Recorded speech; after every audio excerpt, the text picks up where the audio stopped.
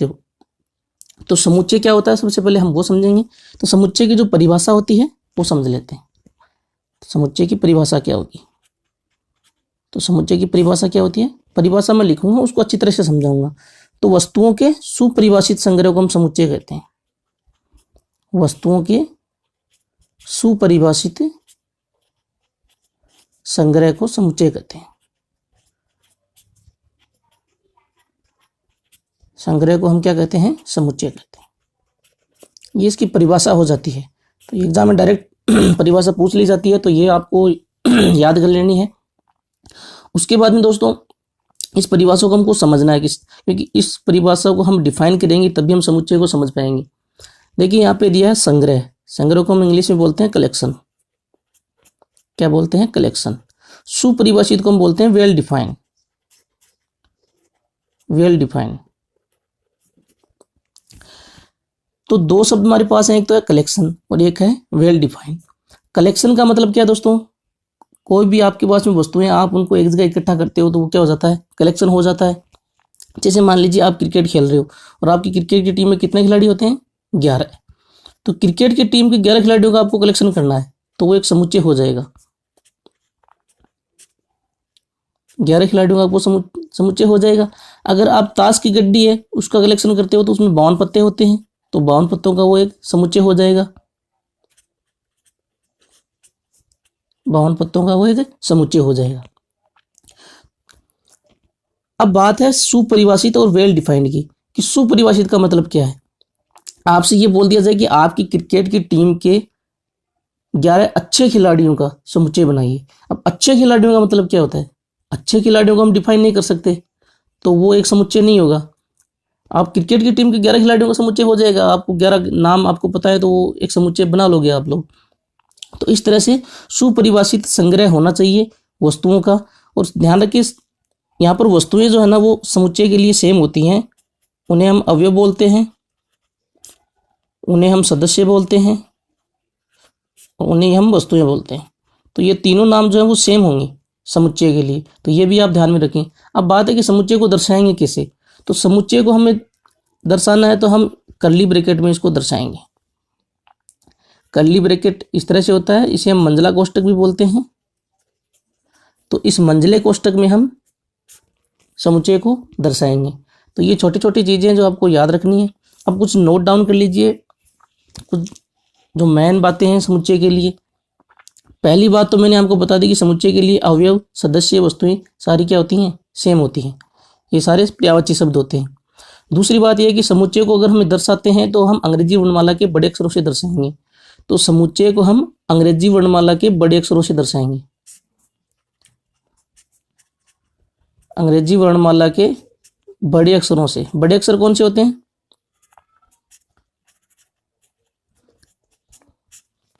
जैसे capital A, capital B, capital C, capital X, capital Y, capital Z. इस तरह से हम दर्शाएंगे। और समुच्चय के जो अवयव होंगे, समुच्चय के अवयव, तो समुच्चय के अवयव या सदस्य, इनको हम छोटे अक्षरों से दर्शाएंगे। ध्यान रखें, समुच्चय के चाहे अवयव कहिए चाहे सदस्य कहिए, उनको हम छोटे अक्षरों से दर्शाएंगे। तो ये आप ध्यान में रखें। छोटे अक्षर कौन से होते हैं? Small A, small B, small C, small X, small Y, small Z. यहाँ तक तो आपको समझ में आ गया होगा। अब मान लीजिए हम प्राकृत संख्याओं का समुच्चय दर्शा रहे हैं। प्राकृत जितनी भी संख्या हैं उन सभी को हम समुच्चय बना सकते हैं। तो प्राकृत संख्याओं का समुच्चय क्या होता है? हम कैपिटल एन से दर्शाएंगे समुच्चय को, तो ये प्रतीक होता है प्राकृत संख्याओं का। और होता कौन सा है? जो गिनती की संख्याएं होती है, तो 1 2 3 इस तरह से। तो हम समुच्चय बना रहे हैं तो समुच्चय का ये कर्ली ब्रैकेट में हम बंद कर देते हैं इन संख्याओं को, तो ये समुच्चय बन जाता है। अब अंदर जो लिखे हुए हैं समुच्चय के अवयव कि 1 2 3, तो ये किससे बिलोंग करते हैं वो हम किस तरह से दर्शाएंगे। जैसे मान लीजिए 1 बिलोंग करता है एन से, यहाँ पर 1 एन से बिलोंग कर रहा है, तो ये एप्सिलॉन का निशान लगा के हम इसको इस तरह से दर्शाएंगे कि 1 बिलोंग करता है एन से। ये एप्सिलॉन है और इसको हम पढ़ेंगे कैसे? 1 बिलोंग्स टू एन, एक एन का सदस्य है। -2 यहाँ पर बिलोंग करता है क्या एन से? बिल्कुल नहीं करता। तो -2 नॉट बिलोंग्स टू एन, तो ये नॉट बिलोंग्स टू यानी कि नॉट एप्सिलॉन का निशान है। तो इसका मतलब हो गया -2 n का सदस्य नहीं है, n का अवयव नहीं है। तो इस तरह से हम दर्शाएंगे। अगर कोई हम चल ले मान लीजिए a, तो a अगर n का सदस्य है तो a बिलोंग्स टू n, इस तरह से दर्शाएंगे। अगर यहाँ पर हम लें कि 2.5, तो 2.5 n से बिलोंग नहीं करता है, तो नॉट बिलोंग्स टू n। तो ये तो आपको समझ में आ गया होगा। इस तरह से हम इनको दर्शाएंगे। तो ये छोटी छोटी बातें हैं जो हमको याद रखनी है। अब हम करेंगे समुच्चय का निरूपण। दोस्तों समुच्चय का निरूपण जो है वो 2 विधियों से किया जाएगा। पहली जो हमारी विधि आती है उसका नाम है सारणीबद्ध या रोस्टर रूप या सूची विधि। क्या नाम है? सारणीबद्ध, रोस्टर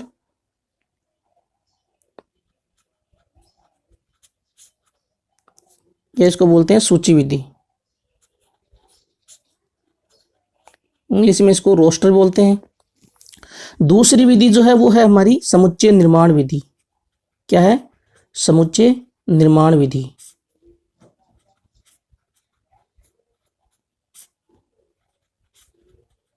सेट बिल्डर फॉर्म या सेट बिल्डर मेथड।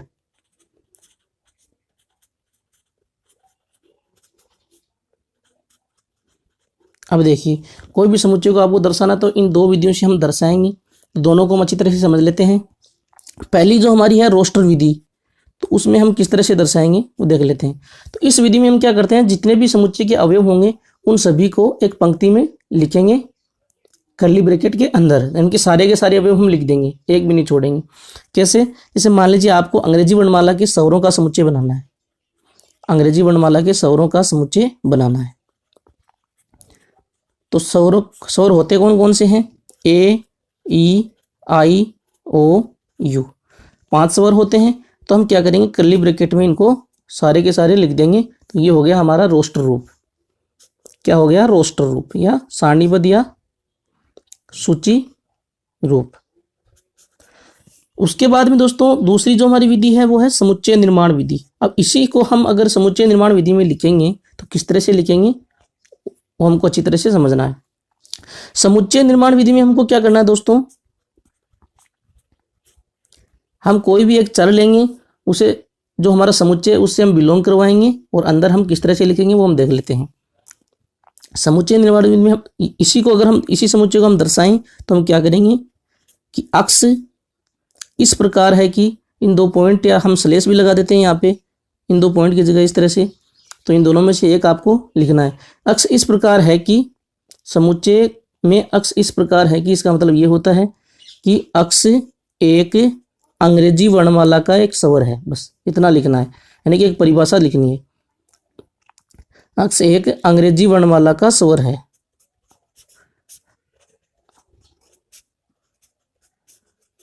वर्णमाला का एक स्वर है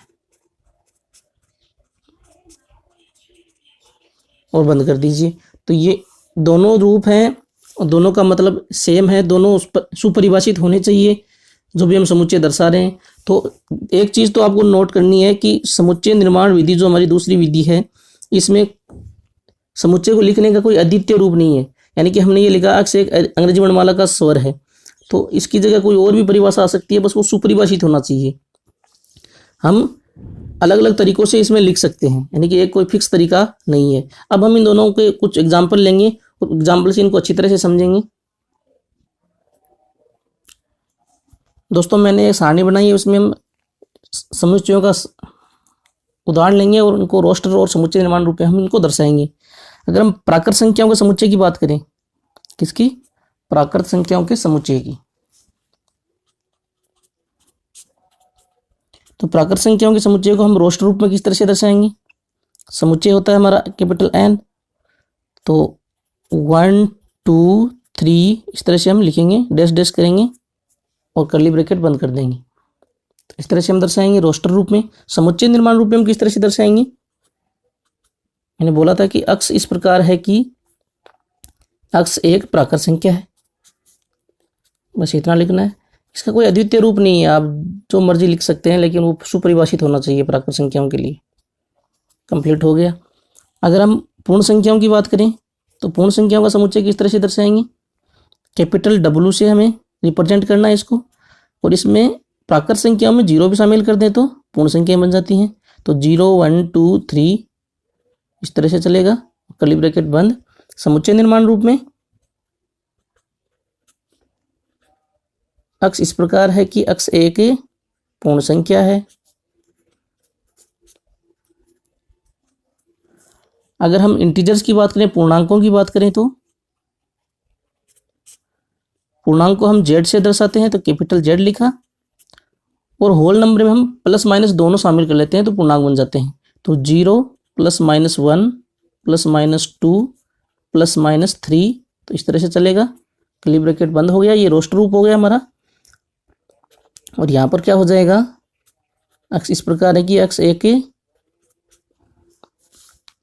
पूर्णांक है। चौथी हम देखें तो परिमेय संख्याओं की बात करें, तो परिमेय संख्याओं को हम किस तरह से लिखेंगे। परिमेय संख्याओं को हम कैपिटल क्यू से दर्शा सकते हैं। तो परिमेय संख्याओं को हम क्या करेंगे, हम रोस्टर रूप में इसको नहीं लिख सकते क्योंकि बहुत सारी परिमेय संख्या होंगी, तो उनको कैसे लिखेंगे, 2/3 3/4 सारी आपको पता है। तो हम क्या करेंगे, इसमें लिखेंगे समुच्चय, क्योंकि ये अपरिमित समुच्चय होता है ये परिमेय संख्याओं का। ऊपर वाले भी अपरिमित होते हैं लेकिन उनको हम लिख सकते हैं, लेकिन इनको हम परिमेय संख्याओं को हम रोस्टर रूप में नहीं लिख सकते। तो हम समुच्चय निर्माण रूप में किस तरह से लिखेंगे वो देख लेते हैं। P/Q रूप होता है, तो P/Q इस प्रकार है कि P, बिलोंग्स टू, किससे बिलोंग करते हैं, इंटीजर से बिलोंग करते हैं, बिलोंग्स टू Z, और Q नॉट इक्वल्स टू 0। तो ये हो जाता है हमारा परिमेय संख्याओं का समुच्चय। अगर हम अपरिमेय संख्याओं की बात करें, तो अपरिमेय संख्याओं को हम रोस्टर रूप में इस तरह से लिखेंगे, नहीं लिख सकते, हम समुच्चय निर्माण रूप में लिखेंगे। इनको हम Q डैश से दर्शा सकते हैं या फिर हम T से दर्शा सकते हैं। तो Q डैश या फिर T, इन दोनों में से एक से दर्शा सकते हैं। तो इसमें हम लेंगे कि अक्स नॉट इक्वल टू P/Q रूप, यानी कि P/Q रूप में नहीं होती तो वो अपरिमेय संख्या होती है, और PQ किससे बिलोंग करते हैं, बिलोंग्स टू Z, और Q नॉट इक्वल्स टू 0। तो ये हो जाएगा अपरिमेय संख्याओं का समुच्चय, समुच्चय निर्माण रूप में। उसके बाद में वास्तविक संख्याओं को दर्शाएं, तो वास्तविक संख्याओं को कैपिटल R से दर्शाते हैं। तो कैपिटल R, तो अक्स इस प्रकार है कि अक्स एक परिमेय या अपरिमेय संख्या है, क्योंकि वास्तविक संख्या में दो ही तो होती हैं, एक तो परिमेय और एक अपरिमेय। तो एक परिमेय या अपरिमेय संख्या है। क्या पर आप डायरेक्ट लिख सकते हो कि अक्स एक वास्तविक संख्या है। तो ये हो गया वास्तविक संख्या का समुच्चय। तो इस तरह से सारे समुच्चय आप बना सकते हो। तो रोस्टर रूप और समुच्चय निर्माण रूप दोनों आपको समझ में आ गए होंगे।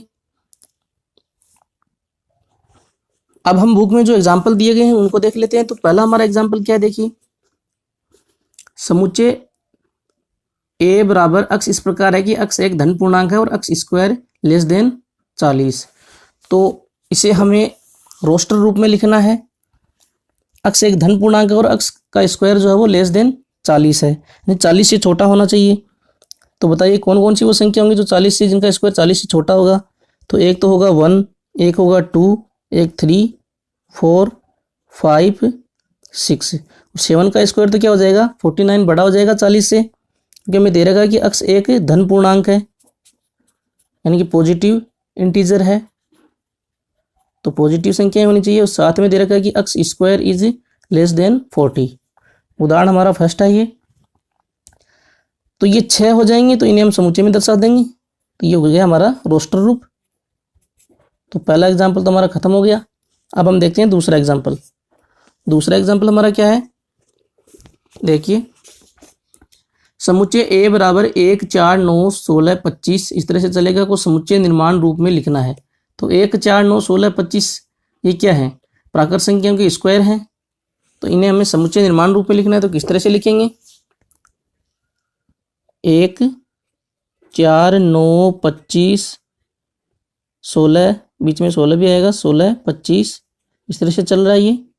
तो समुच्चय निर्माण रूप में किस तरह से लिखेंगे, अक्स इस प्रकार है कि अक्स बिलोंग्स टू n और अक्स बराबर n स्क्वायर, भाई n स्क्वायर चल रहा है और n बिलोंग्स टू यहाँ पर कर देंगे हम n, कैपिटल n, क्योंकि n की वैल्यू 1 रखेंगे, फिर 2 रखेंगे तो 4 हो जाएगा, 3 रखेंगे तो 9 हो जाएगा, 4 रखेंगे तो 16 हो जाएगा। तो इस तरह से ये चलेगा। तो n belongs to capital n और x बराबर n स्क्वायर, x इस प्रकार है कि तो ये हो गया हमारा समुच्चय निर्माण रूप। अब देखते हैं उदाहरण नंबर 3। तीसरा एग्जाम्पल हमारा क्या है, देखिए बुक में, समुच्चय 1/2, 2/3, 3/4, 4/5, 5/6 को समुच्चय निर्माण रूप में हमें लिखना है। तो 1/2, 2/3, 3/4, 4/5 और 5/6, इसे हमें समुच्चय निर्माण रूप लिखना है। तो देखिए ऊपर तो चल रहा है 1 2 3 4 5, नीचे चल रहा है 2 3 4 5 6। तो हम क्या करेंगे, अक्स इस प्रकार है कि अक्स इक्वल्स टू, ऊपर वालों का हम n ले लेते हैं तो n हो जाएगा, और नीचे एक ज़्यादा चल रहा है 1/2, 2/3, तो एक ज़्यादा चल रहा है तो n+1 कर देते हैं। और n बिलोंग्स टू किससे हो जाएगा, n हो जाएगा कैपिटल n से, और लेस देन किससे हो जाएगा भाई, 1 से n 5 तक ले रहे हैं तो 1 के बराबर या इससे बड़ा हो जाएगा n, और 5 से छोटा या इसके बराबर हो जाएगा। तो अब हम बंद कर देते हैं करेली ब्रैकेट को। तो ये हो जाएगा हमारा समुच्चय कि अक्स इस प्रकार है कि अक्स बराबर n/n+1, क्योंकि नीचे एक ज़्यादा चल रहा था और 1 2 3 4 5 थे, तो n बिलोंग्स टू n तो होगा ही, साथ में n की जो वैल्यू है वो 1 से 5 तक है, तो 1 और 5 के बीच में हमने इसको ले लिया है, और 1 और 5 भी इसमें शामिल हो गए। अब दोस्तों हमारा अगला जो पॉइंट है वो है समुच्चयों के प्रकार या विभिन्न प्रकार के समुच्चय, जो आपकी बुक में दिया गया है। तो इसमें पहला जो समुच्चय आता है वो आता है रिक्त समुच्चय। रिक्त समुच्चय क्या होगा, तो रिक्त समुच्चय की परिभाषा क्या हो जाएगी, जिस समुच्चय में एक भी अवयव ना हो, जिस समुच्चय में एक भी अवयव ना हो वह रिक्त समुच्चय कहलाता है। एक भी अवयव ना हो क्या कहलाएगा, रिक्त समुच्चय कहलाएगा। जैसे मान लीजिए अक्स इस प्रकार है कि अक्स बिलोंग्स टू n, और साथ में आपको दे दिया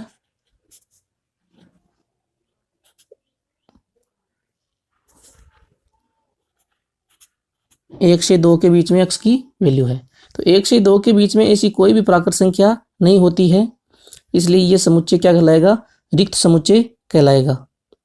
इसी तरह से आप मान लीजिए कोई और अगर अक्स लें कि अक्स इक्वल्स टू कि अक्स बिलोंग्स टू कैपिटल n, और साथ में आपको दे दिया कि अक्स स्क्वायर -2 इक्वल्स टू 0, जो आपकी बुक में दिया गया एग्जाम्पल।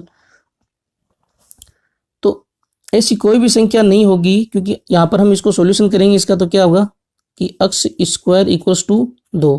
तो ऐसी कोई भी प्राकृत संख्या नहीं होगी जिसका स्क्वायर हम करें तो 2 मान आ जाए। इस समीकरण को हम हल करते हैं, एक्स स्क्वायर -2 इक्वल्स टू 0, तो आता है एक्स स्क्वायर इक्वल्स टू 2। 2 को हम राइट हैंड साइड में लेकर आते हैं तो इस तरह से ये समीकरण बनेगी। तो ऐसी कोई संख्या नहीं होती है जिसका स्क्वायर 2 होता है, ऐसी प्राकृत संख्या कोई भी नहीं होती है। तो अब बात करते हैं कि रिक्त समुच्चय को दर्शाते कैसे हैं। तो रिक्त समुच्चय को हम केवल समुच्चय का जो लिखने का तरीका होता है कर्ली ब्रैकेट, बिल्कुल वैसे ही दर्शाते हैं, और अंदर कुछ भी नहीं होता है इसके। साथ में जो बड़े बड़े गणितज्ञ हैं वो इसको फाई से दर्शाते हैं। तो ये दोनों एक ही रूप हैं। तो ये दोनों अगर आप लिख रहे हो तो इसका मतलब क्या है, ये रिक्त समुच्चय को रिप्रेजेंट करेगा। तो ये हो जाता है हमारा रिक्त समुच्चय। उसके बाद में हमारा जो अगला है वो है एकल समुच्चय। एकल समुच्चय की परिभाषा क्या है, जिस समुच्चय में केवल एक ही अवयव हो। जिस समुच्चय में एक ही अवयव होता है वह एकल समुच्चय कहलाता है। जिस समुच्चय में एक अवयव या एक ही अवयव हो क्या कहलाएगा, एकल समुच्चय। जैसे हम एग्जांपल लें, मान लीजिए एकल समुच्चय का एक ही अवयव, तो एक अवयव हम दर्शा सकते हैं। तो ए एक समुच्चय है जिसमें केवल एक ही अवयव है 2। तो ऐसे और भी हम एग्जांपल ले सकते हैं। मान लीजिए कोई बी है जिसमें हम अंदर फाई दर्शा रहे हैं, तो ये रिक्त समुच्चय नहीं है। फाई अंदर हमने अंदर कर्ली ब्रैकेट के अंदर लिखा है, इसका मतलब ये एक समुच्चय है। केवल हम ये फाई दर्शाते तब ये रिक्त समुच्चय होता, तब ये क्या होता, रिक्त समुच्चय।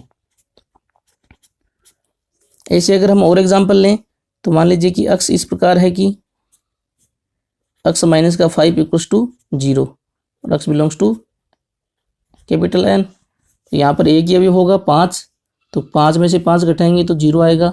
तो ये भी एक एकल समुच्चय है गया। अब हम अगला देखेंगे परिमित समुच्चय। तो दोस्तों जिस समुच्चय में अवयवों की संख्या सीमित होती है वो परिमित समुच्चय कहलाता है, या हम कहेंगे सीमित या परिमित या लिमिटेड, तीनों का एक ही अर्थ निकलता है। तो जिस समुच्चय में अवयवों की संख्या सीमित होती है वह परिमित समुच्चय कहलाएगा। अगर सीमित नहीं है तो वो अपरिमित समुच्चय कहलाएगा। अगर सीमित नहीं है तो क्या कहलाएगा? अपरिमित। यानी कि अगर उसमें अनंत पद हैं या अनंत अवयव हैं तो वो अपरिमित समुच्चय कहलाएगा। अब परिमित समुच्चय के हम एग्जाम्पल देखें तो जैसे स्वरों का समुच्चय अंग्रेजी में मान लागे तो वो ए ई आई ओ यू, तो कितने अवयव हैं? 5 अवयव हैं, तो सीमित हैं। अनंत नहीं है तो ये परिमित समुच्चय कहलाएगा। अगर हम कोई भी संख्याओं का समुच्चय देखें, जैसे प्राकृत संख्याओं का समुच्चय है, तो प्राकृत संख्याएं अनंत होती हैं, इसी हम डैश डैश लगाते हैं, तो ये अपरिमित समुच्चय कहलाएगा। पूर्ण संख्याओं का समुच्चय भी अपरिमित होगा। अब जो अवयवों की संख्या है उसको हम किस तरह से दर्शा सकते हैं वो भी आपको ध्यान में रखना है। तो ये आपको नोट डाउन कर लेना है कि समुच्चय में अवयवों की संख्या समुच्चय की कोटि कहलाती है। तो ये आपको नोट डाउन करना है, लिख लेना है। समुच्चय में अवयवों की संख्या क्या कहलाएगी? समुच्चय की कोटि। समुच्चय की कोटि कहलाती है।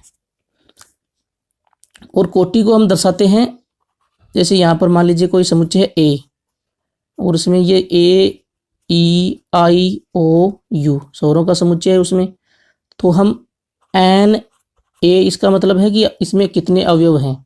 तो अवयवों की संख्या को हम एन ए इस तरह से दर्शा सकते हैं। और यहाँ पर 5 अवयव हैं तो हम 5 लिख देंगे। ए ई आई ओ यू 5 स्वर होते हैं तो 5 हमने अवयवों की संख्या हो गई। इसे ही हम अवयवों की समुच्चय की कोटि कहेंगे। समुच्चय की कोटि और अवयवों की संख्या सेम होगी। दोस्तों जैसे यहाँ पर एक समुच्चय है अक्स बराबर, तो इसमें आपको बताना है कि इसमें कितने अवयव हैं, यानी अवयव की समुच्चय की कोटि क्या है। तो देखिए दोस्तों ये एक रिक्त समुच्चय है, तो इसमें अवयव की समुच्चय की कोटि अवयवों की संख्या क्या हो जाएगी? 0 हो जाएगी। तो रिक्त समुच्चय में अवयवों की संख्या 0 होती है। दूसरा जो हमारा एग्जाम्पल है y बराबर अक्स इस प्रकार है कि x स्क्वायर माइनस का 4 इक्वल्स टू 0। तो x बिलोंग्स टू z है, तो इसमें आपको अवयवों की संख्या बतानी है। तो इस इक्वेशन को हमें हल करना पड़ेगा। x स्क्वायर बराबर हो जाएगा 4, तो x बराबर क्या हो जाएगा? प्लस माइनस √4 यानी कि प्लस माइनस 2। तो अवयवों की संख्या कितनी आई? एन वाई हो जाएगा हमारा 2, एक तो प्लस का 2 और एक माइनस का 2। तो इस तरह से हम अवयवों की संख्या समुच्चय की कोटि निकाल सकते हैं। अगला हमारा समुच्चय दोस्तों समान समुच्चय। तो समान समुच्चय क्या होगा? वह समुच्चय जिसमें अवयवों की संख्या समान है और अवयव भी समान होंगे, तो वो दोनों समुच्चय क्या कहलाएंगे? समान समुच्चय। देखिए यहाँ पर समुच्चय ए में अवयवों की संख्या क्या है? 4 5 6, यानी कि 3 अवयव हैं, तो एन ए इक्वल्स टू 3 है। और अवयव कौन कौन से हैं? अवयव हैं 4 5 6। इसी तरह से हम समुच्चय बी में देखें तो एन बी क्या होगा दोस्तों? एन बी होगा 3 और 7 के बीच में अक्स की वैल्यू, और अक्स बिलोंग करता है कैपिटल एन यानी कि प्राकृत संख्याओं से। तो डेफिनेटली 3 से बड़ा 4 होगा, 5 होगा, 6 होगा, तो ये 3 अवयव होंगे, यानी कि कोटि जो हो जाएगी वो क्या हो जाएगी? 3 हो जाएगी, और ये हो जाएंगे अवयव। तो समुच्चय ए में भी 3 अवयव थे और 4 5 6 ये अवयव थे। समुच्चय बी में भी 3 अवयव हैं, 4 5 6 अवयव हैं। दोनों समुच्चय हमारे क्या हो जाएंगे? समुच्चय समान समुच्चय। तो समझ में आ गया होगा समान समुच्चय क्या होता है? ऐसा समुच्चय जिसमें अवयवों की संख्या समान है और साथ में अवयव भी समान है, तो वो समान समुच्चय कहलाएंगे। एक और एग्जाम्पल लें तो मान लीजिए ए बराबर है 5, ये समुच्चय है कि इसमें 5 अवयव है, यानी कि एक अवयव है वो है 5। समुच्चय बी अगर हम ले तो अगर उसको इस तरह से डिफाइन किया गया है कि अक्स माइनस का 5 इक्वल्स टू 0। अक्स बिलोंग करता है n से। तो x माइनस का 5 यानी कि x बराबर हो जाएगा 5। तो इसमें भी एक अवयव है, साथ में वो अवयव 5 है। तो ये दोनों अवयव, दोनों जो समुच्चय हैं वो समान समुच्चय कहलाएंगे। तो ये तो परिभाषा हो जाएगी समान समुच्चय की। अब बात करते हैं, एक समुच्चय और होता है, वो होता है समतुल्य समुच्चय। समतुल्य समुच्चय क्या होगा दोस्तों?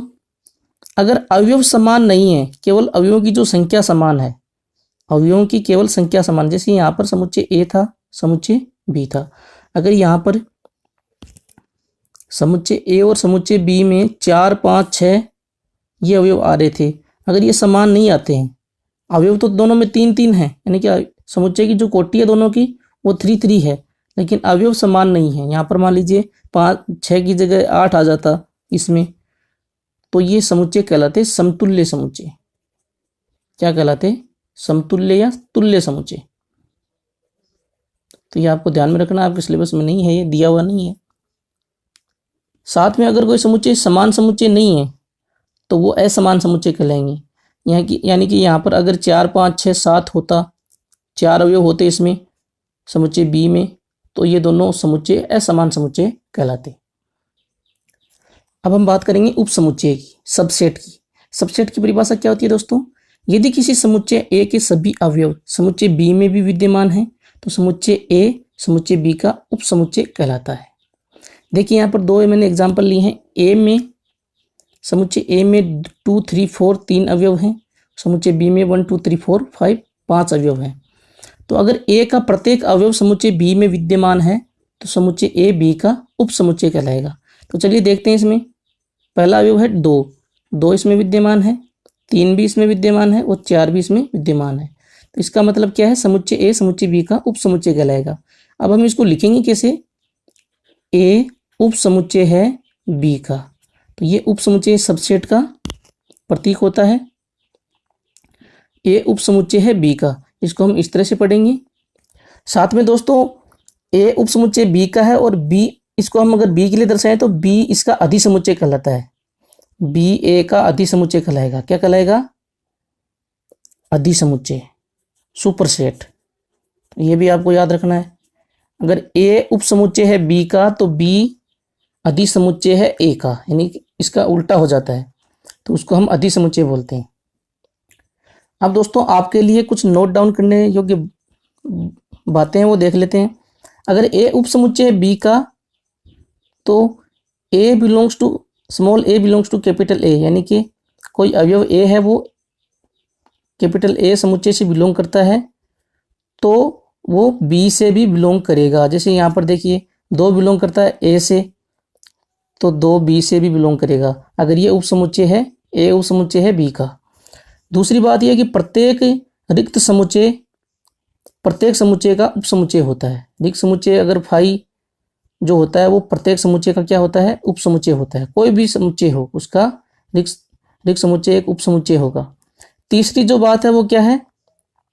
प्राकृत संख्याओं का समुच्चय उप समुच्चय होगा पूर्ण संख्याओं के समुच्चय का, पूर्ण संख्याओं का समुच्चय उप समुच्चय होगा इंटीजर्स का, पूर्णांकों का, और पूर्णांक जो होंगे वो उप समुच्चय होंगे परिमेय संख्याओं के, और परिमेय संख्याएं उप समुच्चय होंगी वास्तविक संख्याओं की, और वास्तविक संख्याएं उप समुच्चय होंगी कॉम्प्लेक्स नंबर यानी कि सम्मिश्र संख्याओं की। और अगली बात क्या है? अगर ए उप समुच्चय है बी का और ए बी के बराबर नहीं है तो ए बी का उचित या वास्तविक उप समुच्चय कहलाता है। जैसे यहाँ पर हमने देखा था ए बराबर 2, 3, 4 और बी बराबर 1, 2, 3, 4, 5, तो दोनों समान समुच्चय नहीं थे, तो ए बी का उचित उप समुच्चय कहलाएगा।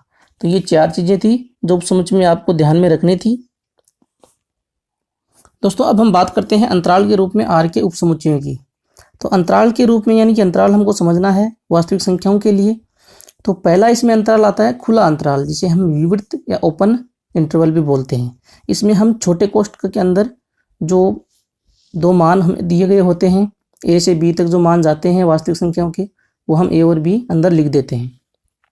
तो इसको हम दर्शा सकते हैं इस तरह से समुच्चय के रूप में कि अक्ष इस प्रकार है कि अक्ष ए और बी के बीच में है, यानी कि छोटे कोष्ठक के अंदर हम खुला अंतराल दर्शाएंगे तो इसमें ए और बी शामिल कभी भी नहीं होंगे, इसलिए हम इनको इस तरह से वास्तविक संख्या रेखा पर दर्शा सकते हैं। तो ए और बी के अंदर जितनी भी संख्याएं होंगी वास्तविक संख्याएं वो इसमें शामिल होंगी, लेकिन ए और बी इसमें शामिल नहीं होंगे। खुले अंतराल में ए और बी शामिल नहीं होंगी। इस खुले अंतराल को हम इस तरह से भी दर्शा सकते हैं, बाहर मुंह करके बड़े कोष्टकों का ध्यान रखें। उसके बाद में दूसरा जो हमारा है वो है बंद अंतराल, इसे हम संवर्त या क्लोज्ड इंटरवल भी बोल सकते हैं। इसमें हम बड़े कोष्टक के अंदर ए और बी को दर्शा सकते हैं। जो ए और बी के बीच में हमारी जो संख्याएं होंगी वो आएंगी, साथ में ए और बी भी इसमें आएंगे। यानी कि अक्स इस प्रकार है कि अक्स की वैल्यू ए के बराबर या इससे बड़ी और बी के बराबर या इससे छोटी होगी। तो हम इन दोनों को पॉइंट्स को बंद कर देते हैं ए और बी के बीच में, तो ये वास्तविक संख्या के रूप में हो गया। यानी कि ए और बी इसमें शामिल हैं और इसमें जो जितने भी बीच में इन दोनों के बीच में जितनी भी वास्तविक संख्या आएंगी वो इसमें शामिल हैं। तीसरा जो हमारा अंतराल होता है वो होता है अर्धविवर्त या अर्ध समवर्त अंतराल। अर्धविवर्त का दोनों सेम ही है, लेकिन यहाँ पर इसके दो प्रकार हैं। इसमें क्या होगा, एक शामिल होगा और दूसरा शामिल नहीं होगा। जैसे यहाँ पर ए शामिल हो गया लेकिन बी इसमें शामिल नहीं होगा, तो बी को हम इसमें छोड़ देंगे। और इसमें ए शामिल नहीं है लेकिन बी इसमें शामिल है, क्योंकि बड़े कोष्टक के बी के आगे लगा हुआ है। तो पहले वाले में हम देखते हैं तो अक्स इस प्रकार है कि ए इसमें शामिल है, तो अक्स की वैल्यू ए के बराबर या इससे बड़ी और बी से छोटी। तो बी इसमें शामिल नहीं है, तो इसको हम वास्तविक संख्या रेखा पे इस तरह से दर्शाएंगे। दूसरे वाले में हम देखते हैं कि ए इसमें शामिल नहीं है, बी इसमें शामिल है, तो अक्स इस प्रकार है कि अक्स ए से बड़ा है और बी के बराबर या बी से छोटा है, ए इसमें शामिल नहीं होगा। तो इसको हम इस तरह से दर्शाएंगे। तो ये हो जाएगा वास्तविक संख्याओं के अंतराल के उपसमुच्चय।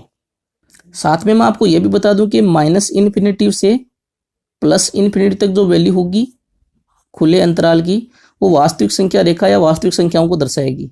तो ये किसको दर्शाएगी, वास्तविक संख्याओं की रियल नंबर को दर्शाएगी। तो ये भी आपको याद रखना है। अब अगला हमारा जो समुच्चय है दोस्तों वो है सार्वत्रिक समुच्चय। सार्वत्रिक समुच्चय यूनिवर्सल सेट इसको बोलते हैं इंग्लिश में। इसकी परिभाषा क्या हो जाती है, यदि ए बी सी कोई तीन समुच्चय हैं, वो किसी समुच्चय यू के उप समुच्चय हैं, इनके तीनों जो समुच्चय वो एक ही समुच्चय के उप समुच्चय हैं, तो यू इनके लिए सार्वत्रिक समुच्चय कहलाएगा।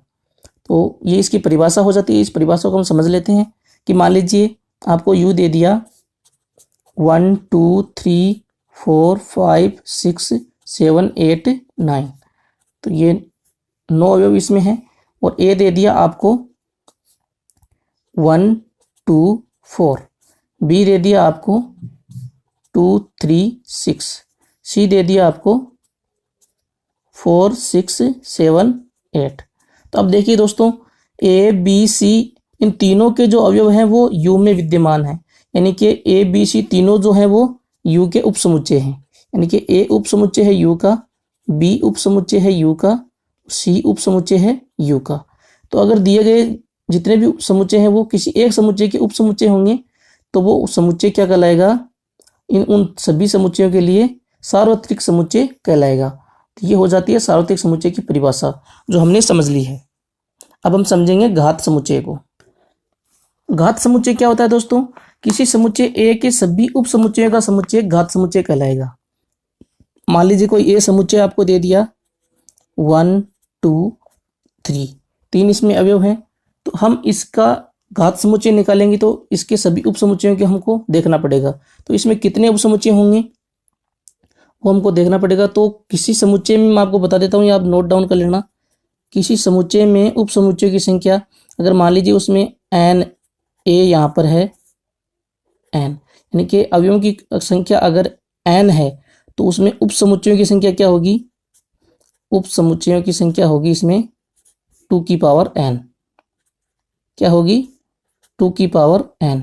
जैसे यहाँ पर a में 1 2 3 तीन अवयव हैं, तो उप समुच्चयों की संख्या कितनी हो जाएगी, 2 की पावर 3 यानी कि 8 हो जाएगी। इसमें उप समुच्चयों की संख्या कौन कौन सी होगी, चलिए हम निकाल लेते हैं सारे उप समुच्चय इसमें। देखिए पहला इसमें उप समुच्चय क्या हो जाएगा 1, दूसरा हो जाएगा 2, तीसरा 3 वाला,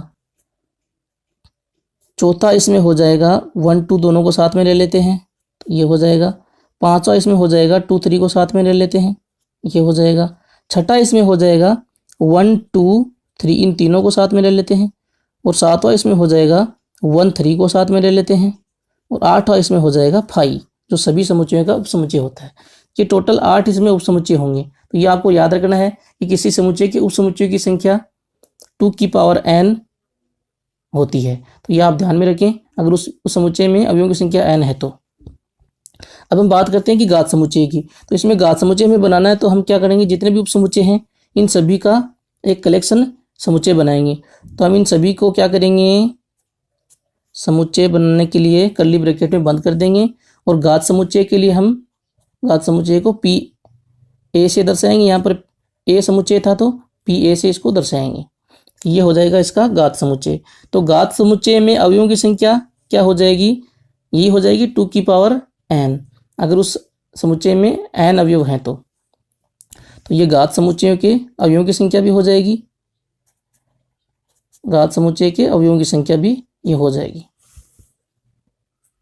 इसको हम n पी ए से दर्शाएंगे, इसे दर्शाएंगे n पी ए से। तो एक और एग्जांपल लें तो मान लीजिए मैं एक एग्जांपल और लेता हूं कि a इक्वल्स टू 2 3 6 और एक 8 भी मैंने ले लिया। तो अगर हम इसमें इसके घात समुच्चय में अवयवों की संख्या देखें तो n पी ए क्या हो जाएगा, तो n पी ए हो जाएगा 2 की पावर 1 2 3 4, 4 अवयव हैं तो 2 की पावर 4, 2 की पावर 4 होगा 16।